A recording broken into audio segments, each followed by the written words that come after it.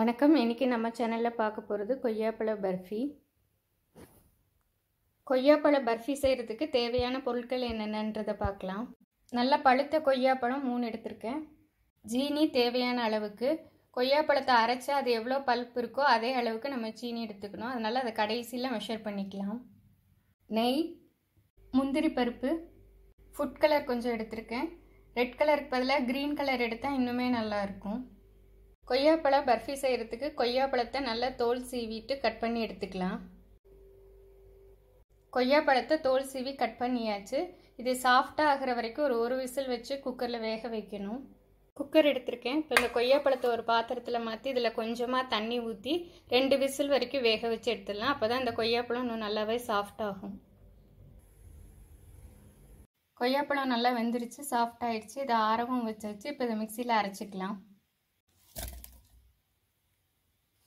இது மாதிரி நல்லா அரைச்சாச்சு. இப்போ இந்த கொய்யாப்பழத்தில் உள்ள விதையை எடுக்கிறதுக்காக இதை நல்லா ஃபில்ட்ரு பண்ணி எடுத்துக்கலாம். இது மாதிரி ஒரு வடிகட்டியில் இந்த மாதிரி ஸ்பூன் வச்சு தேய்ச்சோன்னா நம்ம பல்ப் மட்டும் தனியாக கீழே இறங்கிரும், விதை மேலே தங்கிரும். இது மாதிரி விதையை நல்லா தனியாக எடுத்தாச்சு. இந்த அரைச்ச பேஸ்ட் எவ்வளோ இருக்கோ அதை அளந்துக்கலாம். அதை அளந்துட்டு அதே அளவுக்கு சுகர் எடுத்து வச்சுக்கலாம். அரைச்ச விழுது 1 கப் இருக்குது, அதனால் 1 கப் அளவுக்கு சுகரையும் அளந்து வச்சுக்கலாம். பேனை நல்லா சூடு பண்ணியிருக்கேன். அதில் ஒரு 2 ஸ்பூன் அளவுக்கு நெய் சேர்த்துக்கலாம். நெய் சூடானதும் முந்திரி பருப்பை சேர்த்து நல்லா பொன்னிறமாக வறுத்து எடுத்துக்கலாம். முந்திரி பருப்பு ஆப்ஷனல் தான், அது வேண்டான்னா தேவையில்லை. முந்திரி பருப்பு நல்லா செவந்துருச்சு. இப்போ இது தனியாக எடுத்து வச்சுக்கலாம். இதே நெய்யில் இப்போ நம்ம அரைச்சி வச்சுருக்கிற விழுதையும் சேர்த்துக்கலாம். இந்த கொய்யாப்பழ பேஸ்டோடவே நம்ம எடுத்து வச்சுருக்கிற சுகரையும் சேர்த்துக்கலாம். சீனியை சேர்த்ததும் ஸ்டவ் ஆன் பண்ணிவிட்டு இது ரெண்டையும் நல்லா கிளறி விட ஆரம்பிக்கலாம்.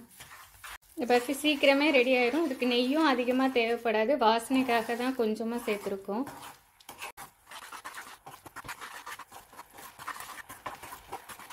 நம்ம சேர்த்த சுகர் நல்லா கரைய ஆரம்பிச்சிருச்சு. இனி நல்லா இது கட்டியாக ஆகிற வரைக்குமே நம்ம கிளறி விட்டுட்டே இருக்கணும். இந்த ஸ்வீட்டில் நம்ம வாசனைக்குன்னு வேறு எதுவுமே சேர்க்க போகிறதில்ல. கொய்யாப்பழத்தோட வாசனையே இந்த பர்ஃபிக்கு நல்லாயிருக்கும். இந்த டைமில் நான் ஃபுட் கலர் கொஞ்சமாக சேர்த்துக்கிறேன். க்ரீன் ஃபுட் கலர் கிடச்சிதுன்னா இன்னும் பார்க்குறதுக்கு இன்னுமே ரொம்ப நல்லாயிருக்கும். மீடியம் ஃப்ளேமில் வச்சு கிளறணுன்னா அது கரெக்டாக இருக்கும். திக்காக ஆரம்பிச்சிருக்கு. இன்னும் ஒரு 1-2 நிமிஷத்தில் ரெடி ஆயிடும். நல்லா சுருண்டு வர ஆரம்பிச்சிருச்சு. இன்னும் ஒரு 1 நிமிஷம் வரைக்கும் கிளற வேண்டியிருக்கும். இந்த மாதிரி பாத்திரத்தில் ஒட்டாமல் சுருண்டு வர ஆரம்பிச்சிருச்சு. இப்போ ஸ்டவ் ஆஃப் பண்ணிக்கலாம். கொஞ்சமாக இதை தண்ணியில் எடுத்து போட்டு பார்க்கும்போது இந்த மாதிரி கரையாமல் உருண்டு வரணும். இப்போ இது கரெக்டான பதத்துக்கு வந்திருக்கு. இப்போ இதை நம்ம பிளேட்டில் கொட்டி ஆற வச்சுக்கலாம். இது மாதிரி ஒரு பிளேட்டில் நல்லா நெய் தடவி எடுத்து வச்சுக்கலாம். இது மாதிரி நெய் தடவின தட்டில் பர்ஃபியை கொட்டிட்டு ஈவனாக ஸ்ப்ரெட் பண்ணி விட்டுக்கலாம்.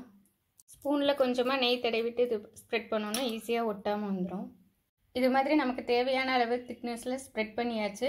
இது ஒரு 2-3 மணி நேரம் ரூம் டெம்பரேச்சர் வர வரைக்கும் நல்லா ஆற விடணும். ஆறினதுக்கு அப்புறமா கட் பண்ணிக்கலாம்.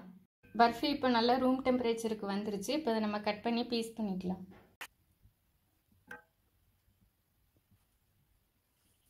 கட் பண்ணுறதுக்கு நல்லா ஒட்டாமல் வந்துருச்சு.